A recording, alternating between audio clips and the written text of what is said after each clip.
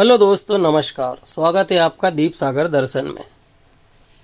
इस वीडियो में हम SC/ST एक्ट के अंतर्गत जो पीड़ित पक्ष है उसको सरकार के द्वारा जो सहायता राशि दी जाती है वो राशि कितनी होती है और किस आधार पर दी जाती है, वह किन किन शर्तों पर दी जाती है वो देखेंगे।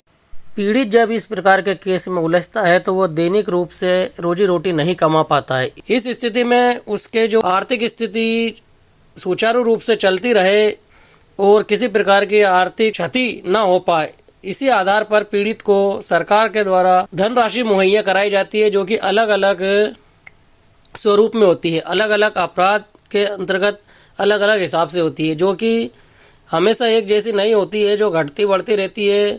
समय समय के हिसाब से उसकी जो भी मांग होती है उस हिसाब से शासन प्रशासन इसमें फेरबदल करता रहता है। एक मोटे मोटे रूप में जो कुछ भी पीड़ित पक्ष को मिलता है वो हम इस वीडियो में देखेंगे।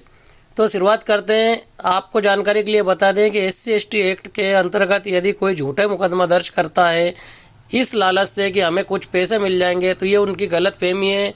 उन पर 420 का केस और उन पर ही उल्टी FIR दर्ज हो जाएगी, साथ ही उन पर जुर्माना भी लगाया जाएगा। इसलिए आपसे विनती और निवेदन है कि SC/ST एक्ट के अंतर्गत किसी भी प्रकार की झूठी FIR दर्ज ना करवाए, ना ही किसी को बेवजह किसी को इस केस में उलझाए।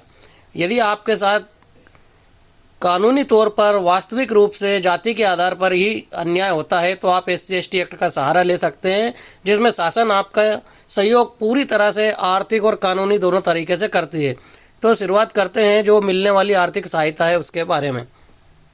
SC/ST एक्ट के तहत अपराध की प्रकृति और गंभीरता के आधार पर पीड़ित या उनके आश्रितों को 22,500 से 8,25,000 तक की आर्थिक सहायता दी जा सकती है, जो कि किस्तों में FIR दर्ज कराने, आरोप पत्र दाखिल होने और दोष सिद्ध होने पर आधारित होती है। आप समझ गए होंगे, जो धनराशि मिलती है वो 3 किस्तों या 4 किस्तों में मिलती है। सर्वप्रथम FIR दर्ज करवाने पर, दूसरा जब आप आरोप पत्र दाखिल करेंगे, तीसरा जब दोष सिद्ध हो जाएगा तो उस राशि को आपको दी जाएगी। उदाहरण के लिए समझिए, गाली गलौज के मामले में 1 लाख रुपए तक की सहायता दी जाती है। मारपीट हो, गंभीर चोट 2 लाख और हत्या के मामले में तकरीबन 8,25,000 तक का मुआवजा दिया जा सकता है। ये धनराशि राज्यों या समय के हिसाब घटती बढ़ती रहती है। मुआवजे की राशि और वितरण का जो चरण होता है वो बड़ा ही महत्वपूर्ण होता है। मुआवजे की कुल राशि अपराध के प्रकार पर निर्भर करती है और इसे कई चरणों में वितरित किया जाता है। FIR दर्ज कराने पर पीड़ित को तुरंत आर्थिक सहायता के रूप में 25% राशि दी जाती है या 10% का भुगतान किया जाता है अपराध के श्रेणी के हिसाब से। दूसरा चरण फिर इसके आगे आते हैं, उसमें 50% राशि दी जाती है या आरोप पत्र दाखिल किया जाता है। जब पीड़ित पक्ष ये साबित करने में लग जाता है कि हाँ हमारे साथ कानूनी रूप से ही जातिगत अत्याचार हुआ है, तो 50% राशि आरोप पत्र के दाखिल करने पर मिलती है। जो तीसरी और महत्वपूर्ण राशि है वो अंतिम पड़ाव में मिलती है दोष सिद्ध होने पर। जब ये तय हो जाता है और कोर्ट ये निर्णय ले लेती है कि वास्तव में अत्याचार हुआ है और दोष सिद्ध होता है, तो सजा होने के बाद जो पीड़ित पक्ष है उसे 25% राशि अंत में और दी जाती है।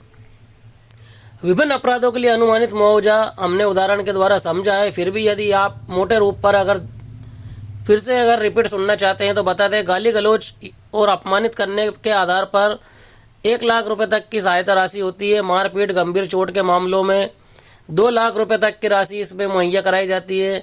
और जो ज़्यादा ही विभत्स अत्याचार हैं, यानी कि मृत्यु है या सामूहिक मृत्यु है या घर जलाना, आग जलाना, बड़ी आर्थिक क्षति होती है, स्त्री की लज्जा भंग, सील, इन सब मामलों में जो राशि है वो 5 लाख से 8.25 लाख तक के बीच में होती है।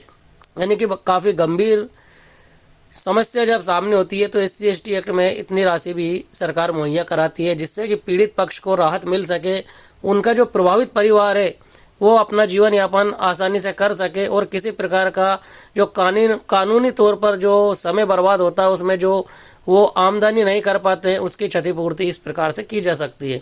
ये जो धनराशि है पीड़ितों को उनके काफ़ी पिछड़े समय से जो उनकी आर्थिक स्थिति है उसके आधार पर दी जाती है, ताकि उन्हें अपने जीवन यापन और अपने जीवन की जो गाड़ी है उसे चलाने के लिए किसी दूसरे पर आश्रित ना होना पड़े, किसी से ऋण ना लेना पड़े। सरकार इस सब बातों को ध्यान में रखती है और ये देखती है कि SC/ST एक्ट के साथ जो व्यक्ति खड़ा हुआ है, जो पीड़ित है, उसके साथ किसी प्रकार की नाइंसाफ़ी ना हो।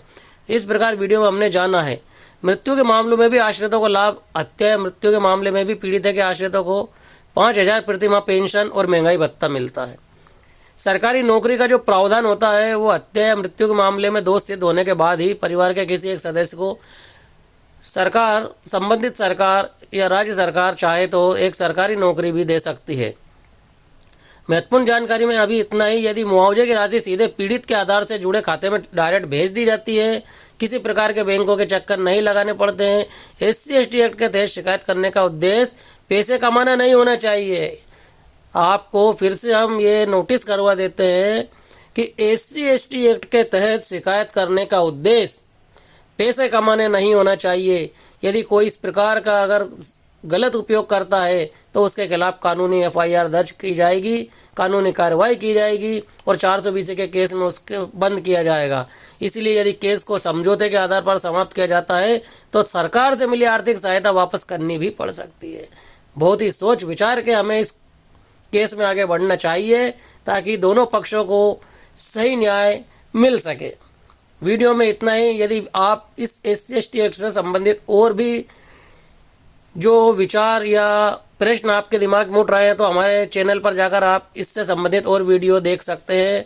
और यदि आप चैनल पर नए हैं तो चैनल को सब्सक्राइब कर लीजिए, वीडियो को शेयर कीजिए ताकि और लोगों को भी इस जानकारी मिल सके।